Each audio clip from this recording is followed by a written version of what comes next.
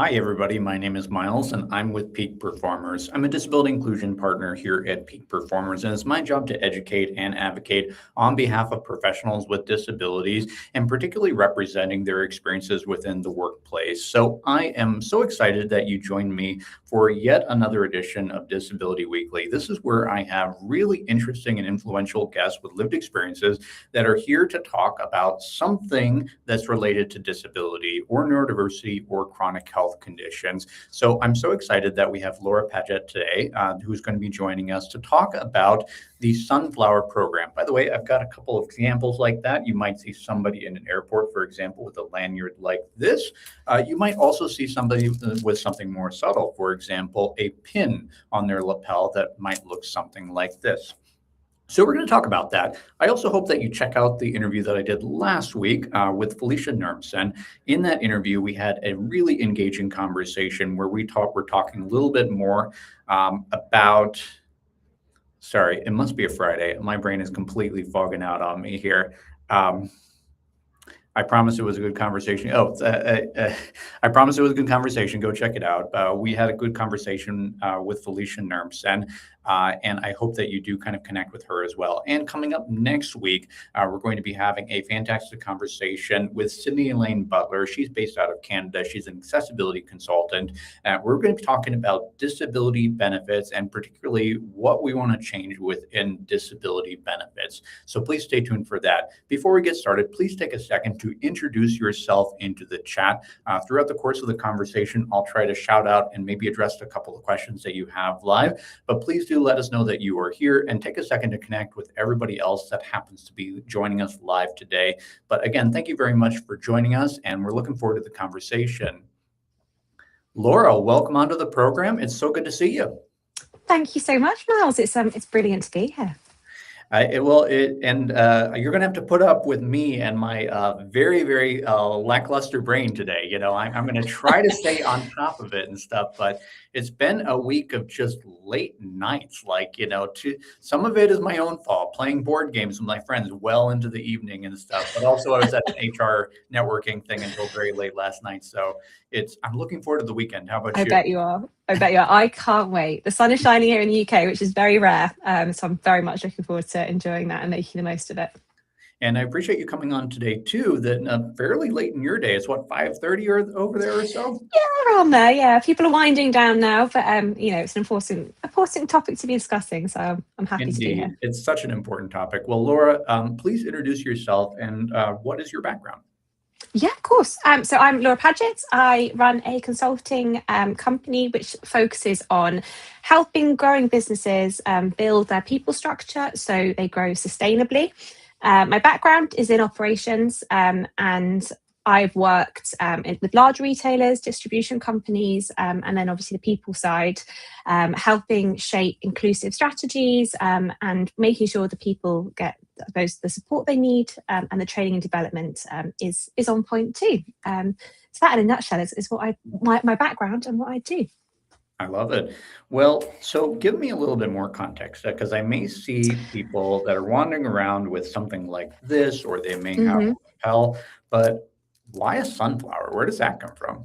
Such a good question. So it was designed by Gatwick Airport, which if anyone's familiar with the UK, it's one of the larger airports, but it's not massive. And it was designed with some charities because they wanted to find a way they could easily identify passengers that might need a bit of support. So the colours are quite bright because they are meant to grab attention. But conversely, the sunflower is there, so it's a strong plant, it's bright, it's friendly, it's happy.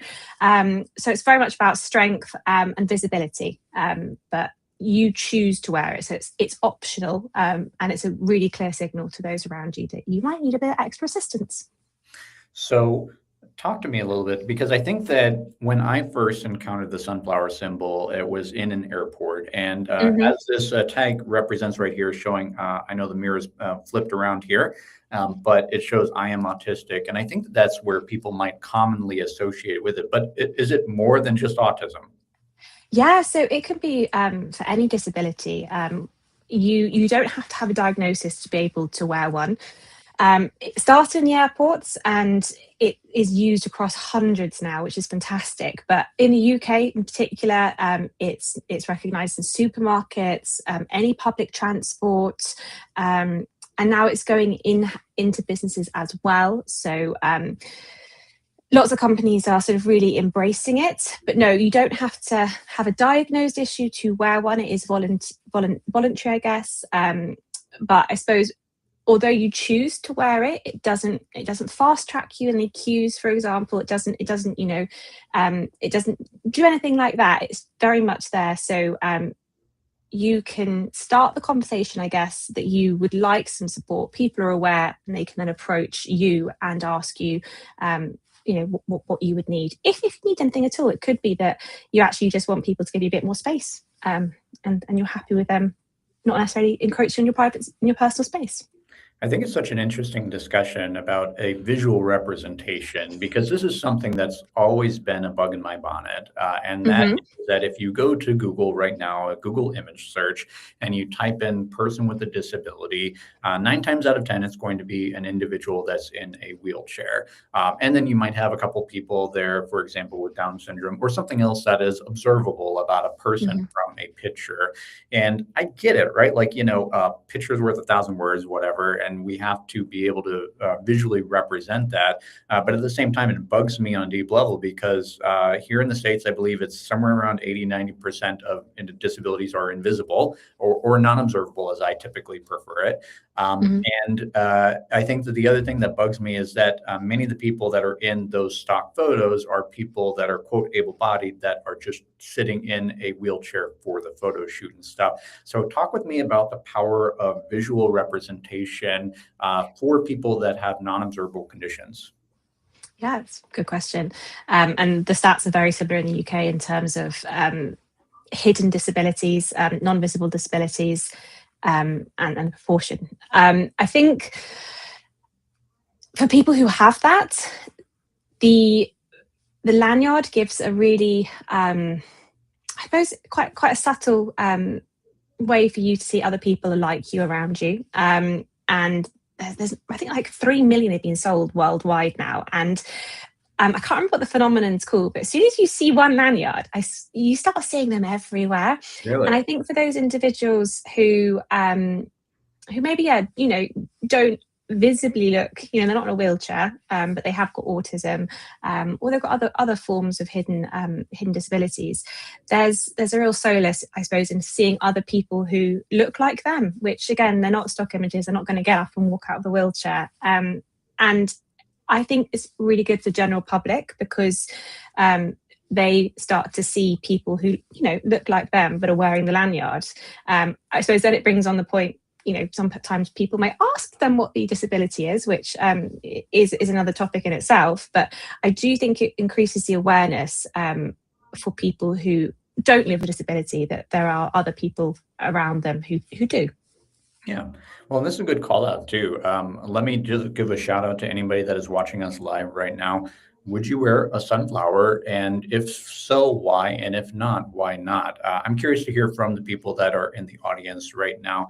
But let's talk about that because I think that sometimes I think oftentimes well-meaning people put things poorly, right? They lack tact or they lack the specific ability to put words in such a way so that they are considerate of other people. And a lot of times, like I think about like children, right?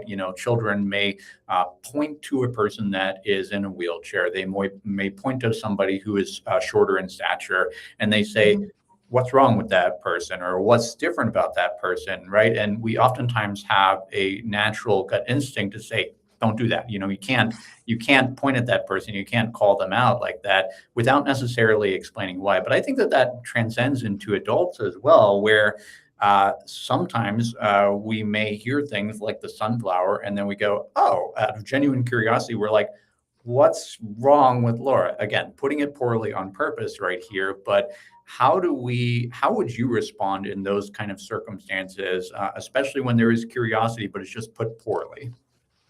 Good question. I think it comes back to education and having the confidence in the first case. if you are asked that directly, having the confidence and empathy to explain it. And I appreciate it may also take patience.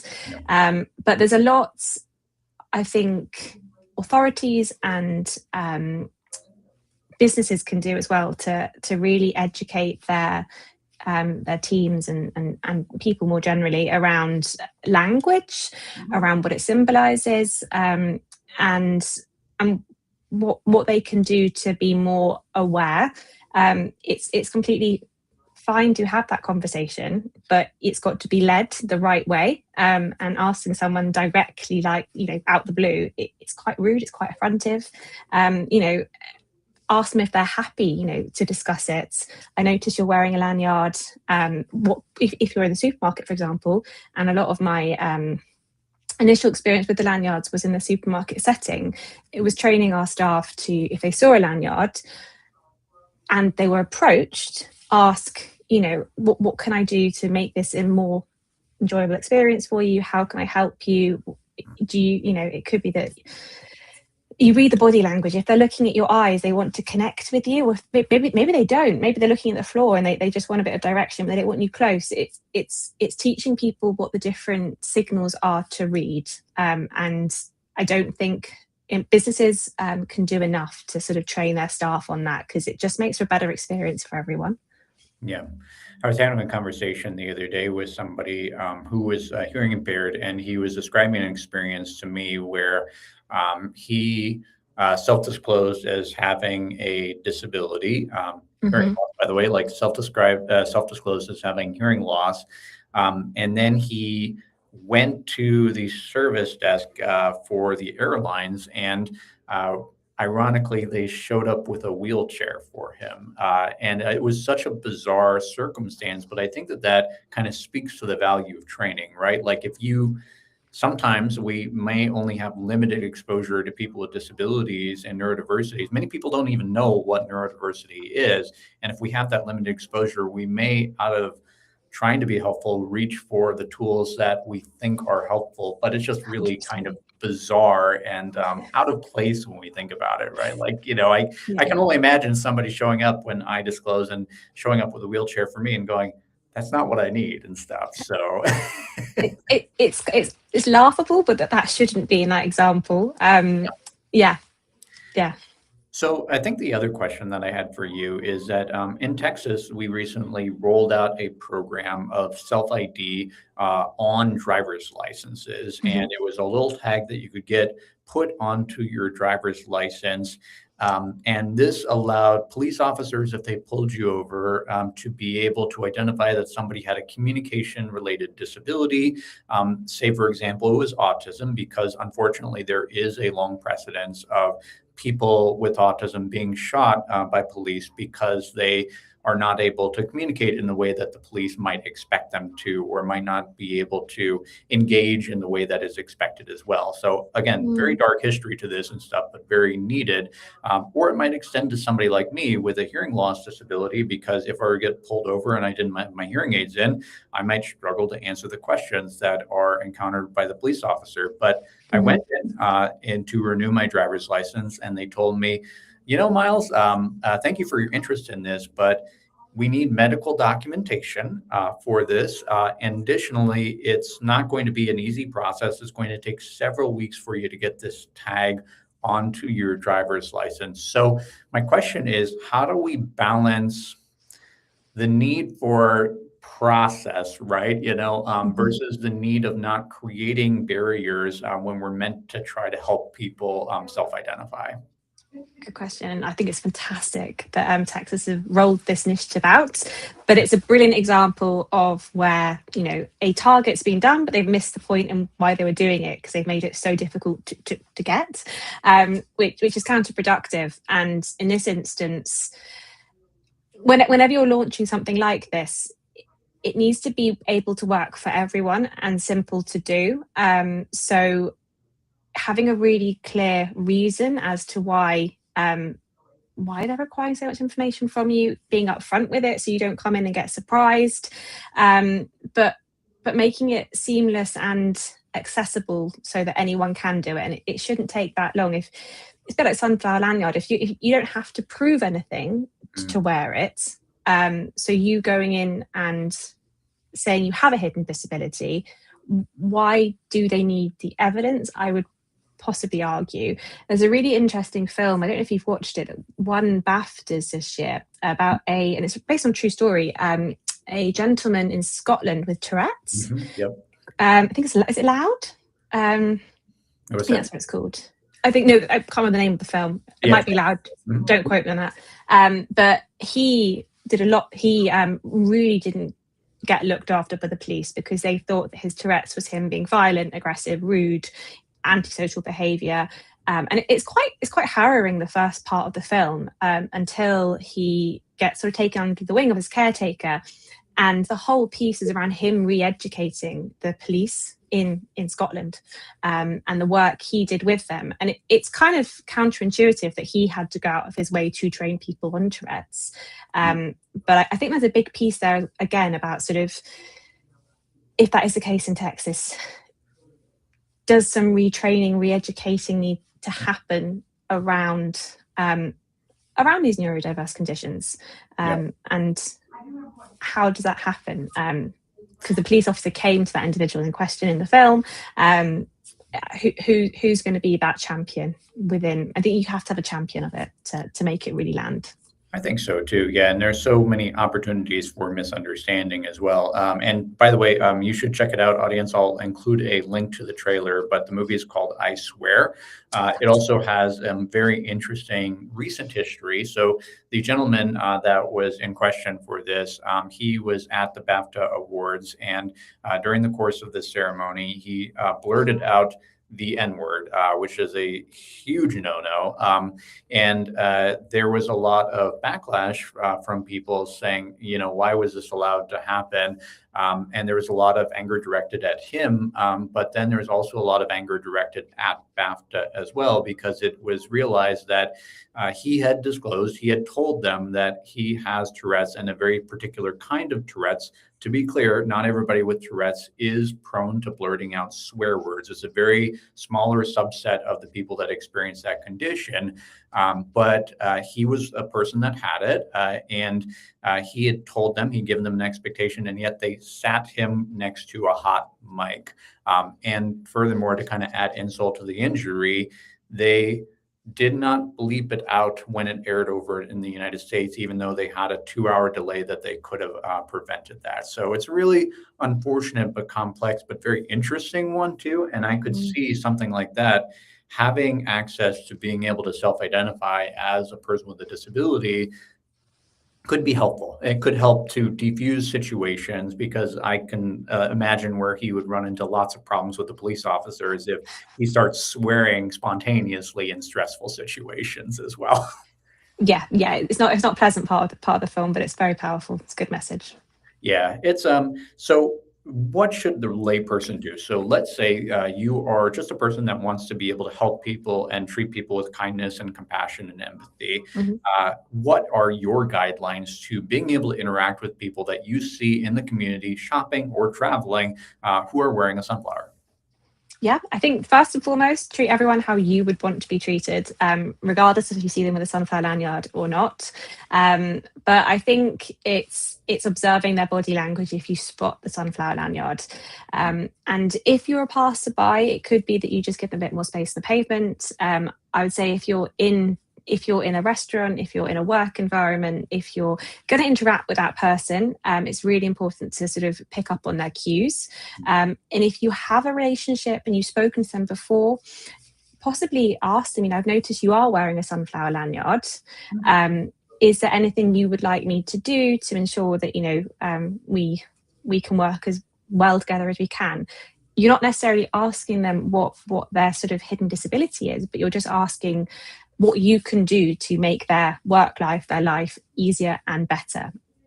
And it's encouraging others to do the same. It's not the elephant in the room. Just because you see one doesn't mean you have to avoid it. You can discuss it, but do it in a thoughtful, conscientious manner, and how you would want to be asked if you had something that, maybe you weren't going to shout about and be happy and proud. Some people do, and they're really open about it, but other people, maybe they just need bit of a softer approach. And what do you hope that people are in positions of authority, say, for example, police, like how they would interact with individuals that are wearing sunflowers? I'd like to think in the same way, possibly with more awareness even, and professionalism, I would say. But I would expect and I would like to think that they have more of an understanding of what the different hidden disabilities triggers might be, what they should be looking and observing with those individuals. If they are, going through their training, that should be incorporated into it. So for the Tourette's, for example, what types of Tourette's there are. So if there is this behaviour that's not typical, that they have a list of things it could be, rather than assuming that individual's being antisocial.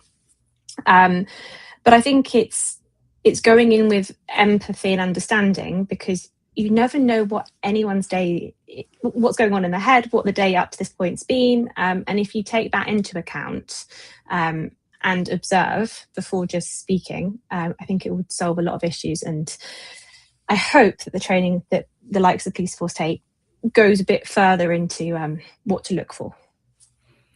So would you, I guess the other question that's naturally going to come up with people is some people may ask, oh, so, anybody, you don't have to prove that you have a disability, so anybody could get a sunflower. And I guess the question, maybe they would be hoping to receive some kind of special treatment or whatever.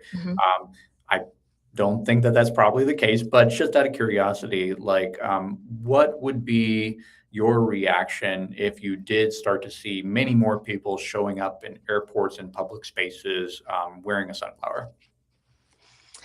It's a good question. I hope it will come down to morals, and people realizing that it's there for a reason. Like I said when we started, the lanyard doesn't fast track you. It doesn't do anything beyond identify, even. It doesn't specify that you may have something hidden. So if that person is wearing it and they don't need it, what benefits would they get? And are they doing it to promote it? Is it for a positive? I would really struggle to get my head around why and what their purpose of doing that would be. But if it raises the awareness and they're actually promoting it, and they're wanting to start a conversation, no news is bad news, I guess. But just the morals and what's driving them to do it would be my question. And I think I asked that as a hypothetical because I have been asked questions like that before about what if people game the system. Yeah. I think that what most people don't realize is that it's a significant risk for many people, especially in a professional workspace, to disclose or signal that they have a disability. So I think that most of us are best served if we just default to believing them or default to treating everybody with empathy and compassion. People don't make these kinds of decisions lightly. And it's up to every individual how they should choose to identify. And keep in mind, too, that it's important to acknowledge that many people have never had access to being able to be formally diagnosed with various different things. They know themselves. They know that there is something different about them. So I think that having this as a way of self-ID without having any kind of paperwork required, I think is very valuable for people being able to self-identify in such a way that feels comfortable for them and that aligns with their particular lived experiences too. Because, I grew up and I had access to many different kinds of services, but it's important to realize many people did not.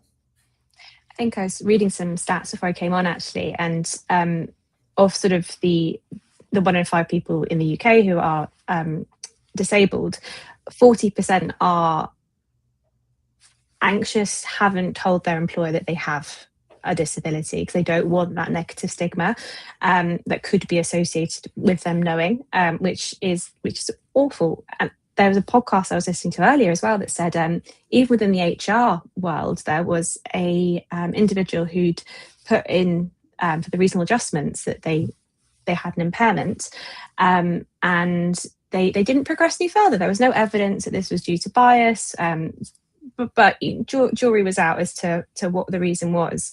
And I think there's just so much that we can all do to hold ourselves accountable, whether that's in the workplace, at home, but also from a manager point of view, and having those conversations and being open, listening, active listening, not just listening to what the person is telling you, and trying to make it a safe space where information can be shared and that individual feels they are able to open up to you, can be huge, because the lanyard takes away the need to explain, but you have to have the confidence that you can open up to be able to do that. And that takes a good manager to get an employee who's in that 40% bracket to speak up. I think that's such an important call out. And the last question I would have for you is, where can people learn a little bit more, or possibly even get themselves a lanyard or pin or some other way to signal that they are that they have a hidden disability? Yeah, of course. The lanyard, they have their own webpage, so you can order directly from them, and you can read a lot about sort of why it was set up and what the foundation's there to do. Lots of charities have it on their websites as well, so I would encourage you to have a read of it. In the UK, Purple Thursday is a very big movement, which is all about hidden disabilities, and building awareness around them. So again, if you're interested in that, I'd recommend having a read, and looking them up as well. Awesome. Well, Laura, how can people get connected with you, and what are you working on professionally these days?